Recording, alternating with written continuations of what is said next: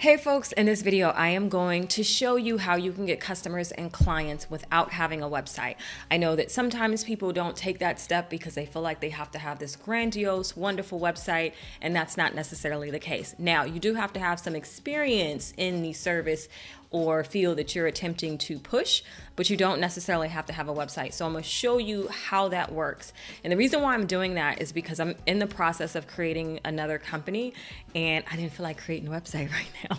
And because I've created companies before, I kind of know the process. So I wanna walk you through that. So let's head on over. So we're gonna talk about this in basically 4 easy, but you have to put in work steps. Step 1 is going to be creating your prospect list. So these are going to be people that you potentially want to do business with.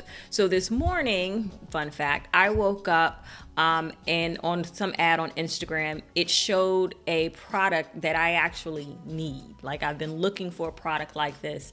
And so I went to research the company. I went to their Instagram, didn't have a lot of information there. I went to their website. The product that they were selling wasn't on the website, and just a whole bunch of things. So stuff just looked like they needed some help. And many of you know I have a digital marketing company. So of course I was amped and able and ready to initiate some type of conversation or so we can jump on a meeting. Thing is, I didn't know who the people were.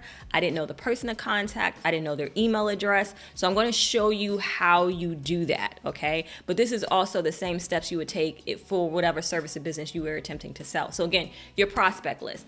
These are going to be people or companies that you want to work with. And I want you to keep this within a logical reason. Like if you have no experience and you're saying you want to sell your service to Apple, not saying you can't, but stay in your lane for just a little bit because you want to, everything is a building process. You got to have a foundation and then you move up.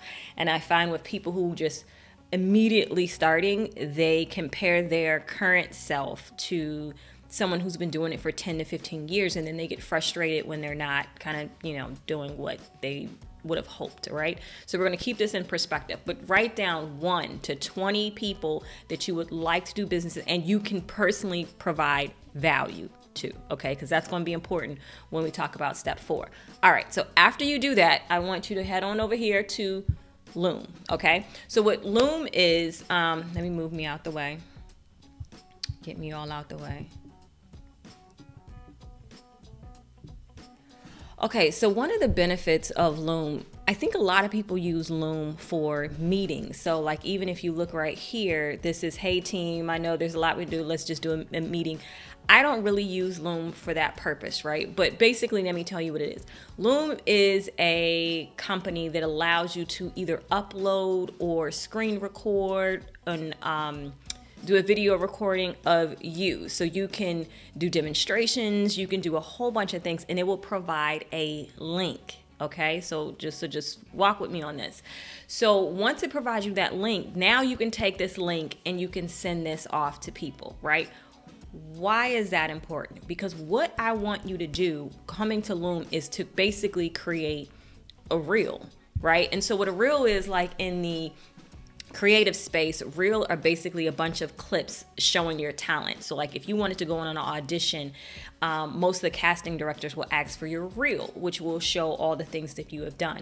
So I want you to do that video format with your service or product, because here's the thing, and I want you to think about the perspective of the person who's hiring. They are inundated with emails internally and externally, and they don't have time to read a whole dissertation in your email or a bunch of other things when someone wants something from them. 9 times out of 10, when people receive an email, is somebody wanting something from them. So the way that you stand out is that you provide your value and you show that, right? So the way I typically use Loom is I have a reel for the products and services I offer with my digital marketing company, and with the new company I'm creating is going to be, virtual production. And that's what I'll be doing with the new company. So with that new company, I had to show a reel. I didn't have to, but what I did is I created a reel of the various corporate production events that I did, so that gives me some credibility. Okay. So I don't just put it in an email. I make my emails super short because I know they get a ton of emails. I make the email super short, but then I give them a video that shows them these are some of the corporate events I've produced, you know, can we jump on a call, right? So what Loom does is, again, it gives you that link that you can just include in your email, but it also will tell you if someone has viewed it. So that's also kind of helpful. So Loom is great for that. They do have a free plan. Let's just look over at their pricing. It's super reasonable. It's great to use it internally with companies as well, but this also helps you not have to do so many damn meetings, right? Like, who wants to just sit in a meeting for no reason? So if you specifically have a goal and you need to show somebody or do something, you can send them a Loom instead of trying to get on their calendar to do a meeting. I think that's what this is typically for. But again, I use it. Oh, you're not seeing my screen. Let me show you my screen. So here's their pricing, but this is why I use a Loom. So their free package is you get 25 videos and they can only be 5 minutes. So when you create your reel, do not make this long. I want you to make your reel only 30 seconds to like a minute is pushing it, right? Because again, you are sending your email to people who don't have time to go through all this process with a stranger, okay? So just consider how you would feel if you were in this position, who's inundated with people all the time. So that is what makes you create a better email, because most of the time when people are jumping in someone's email, they're being completely selfish. So if you take the time to think about what the person needs, you can make your email pitch a lot better, right? So let's say I'm a web developer or web designer and I want to work with Loom. I'm pulling this out because they're right in front of me. Then I may look at some aspects on their website that I could probably help them convert better. I may show them other examples of some websites that I have done, maybe before and afters, what their website looked like before and then what their website looked like after I did my work. So there's a variety of ways you can do this. If you're a writer, you can visually do a screenshot of the various publications that you've written for, and you can introduce yourself, you know, hi, my name is whoever. I'm a such and such writer. I'd like to, quickly show you some of the places where I've been published, and let me tell you, based on the things I think that your publication likes, how I can help. And then explain that, right? So there's no generic way to do it because you want to get super personal. So with Loom specifically, let's just talk about that really quickly. So with Loom specifically, you can have up to 25 videos. So, right, let's go back to the web developers example. If you are a web developer that works with restaurants, and maybe you have some dental clients, and maybe you have some daycare clients, and you've created websites for all of these different industries. So to make you look, because specificity is key, you can have a link for each industry so that when you send your email, you're sending this link is only going to restaurant owners. This link is only going to dental practice. So that when you do your introduction, you're saying, hi, my name is whoever. I'm a web developer for dental practices, and I want to show you some of my clients, some of the work I've done, and I'd love to have a conversation with you as I see that maybe you may need more help converting based on this, because you looked at their website. Does that make sense? So with Loom or any other process, you can do this with Dropbox or Google Docs or any other process like that. I just like how Loom tells you who's seen it, and if the client has a Loom account as well, it'll put their name and that type of thing, right? But ideally, you want to create these digital properties that can help you be super, super specific and more personal when you are in your email. So if I am a restaurant owner and someone sends me an email, and understanding that every business that exists, their sole purpose is to make more money. So if you're a web developer, you're not just talking about, hi, I'm a web developer, hire me. You're going to talk to me on how I can increase my sales based on your expertise of this, and that, right? And then you're going to quickly show me, oh, these web, I can look at the video. Oh, these websites are nice. Maybe we should get on a call. Right? So again, you may not necessarily have a website, but you have done work in what you say you do, right? Like, don't expect people to give you money and you have no evidence that you're good at what you do. So show them. Again, don't have to have a website. If you're a web developer, you very well should. But if you're someone in the services field, like, just create a reel so that you can quickly send them. Make it professional. Make it look great. Loom is an option. And again, it's free and prices are super, super reasonable. Okay. So after that, now let's say, so again, I'm going back to my example where it was a tech company that I'm gonna end up reaching out to. It is not Logitech. Oh, let me show you my screen. Hello. Logitech is not the company that I'm reaching out to, but the company I am reaching out to is a competitor of Logitech. So I'm just going to walk with you as to how I kind of do reverse engineer some of the research if I'm looking for someone. That sounds creepy. So here's Logitech, and my other monitor is over here if you're wondering why I'm looking. So Logitech, you have the interesting. So for someone like me, if I'm looking for them for a digital marketing component, I may look for something that says like content. Sorry, my mic's in the way. Content manager. Oh, content marketing manager. Okay, let's look at that. So you want to get the contact of the person, right? So in LinkedIn, this person, let's see, work closely. Okay, so I could try to here's a name here. Marketing of LinkedIn. So they're giving you some names, right? Now, what you're not going to have is their email address, right? So that brings me over to this website. And so this website is Rocket Reach. And so Rocket Reach helps you find, why does that look janky? Rocket Reach helps you find email addresses and contact information from various people, right? So this is a super helpful website. Okay, so we're looking at Rocket Reach, and so they have companies or people. So let's just look at people.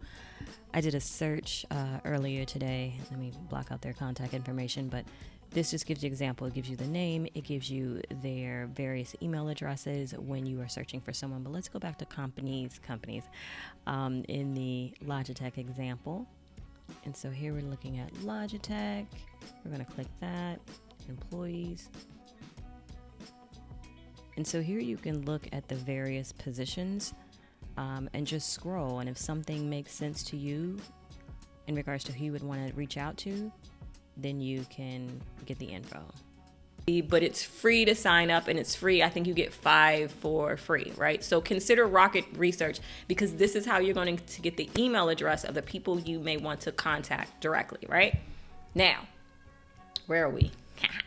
Okay, so did they find the contacts? Good. So now the email, okay? So again, you are putting yourself in the prospect's case, right? So think about just how stressed out you are at work. You have certain responsibilities from your higher ups, and you have deadlines, you have all of that. So some stranger popping in your email asking you to do something for them will irritate you, and that's why you don't get a call back, right? So let's talk about some of the tips, right? First of all, make it short. Don't nobody have no time in life to read your dissertation. No one's reading that, okay? So make it super short. For me, the tech company that I saw earlier today, I will introduce myself saying, hey, I saw a product on one of your ads that I'm actually really interested in, and it can definitely solve a problem in my particular need base.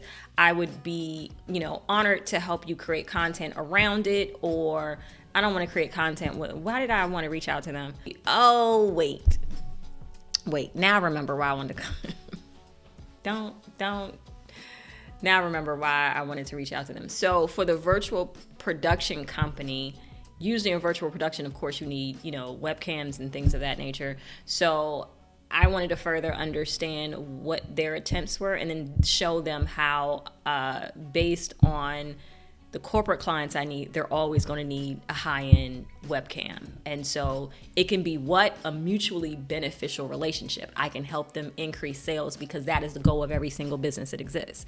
So this could potentially be a partnership. I'm not asking them for something. I am saying how I could potentially be a benefit to them.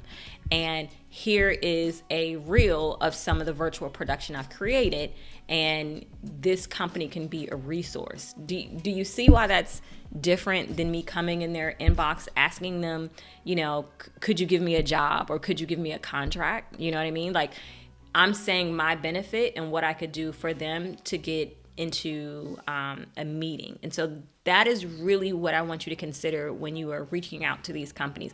Understand that everybody is busy at work. They don't have time to read your dissertation, and you need to show your value very early up, okay? I also want to create a spreadsheet that the email, who you contacted, the date you contacted them, and then that way if you want to follow up, you'll have that put. So that's basically it. We'll go again. Steps 1 is create your prospect list. Here's the thing. This is only as helpful as if you take the action to do it. Do not go to any of these other steps. Do not go to researching people and doing any of that if you have not got your prospect list done. And if you know anything about sales and marketing, it is a numbers game. The reason why a lot of companies aren't getting the sales in the contracts that they want is because they're not talking to enough people. And what this is going to help you do, like let's talk, real for a second. What this is going to help you do is you're going to get practice selling yourself.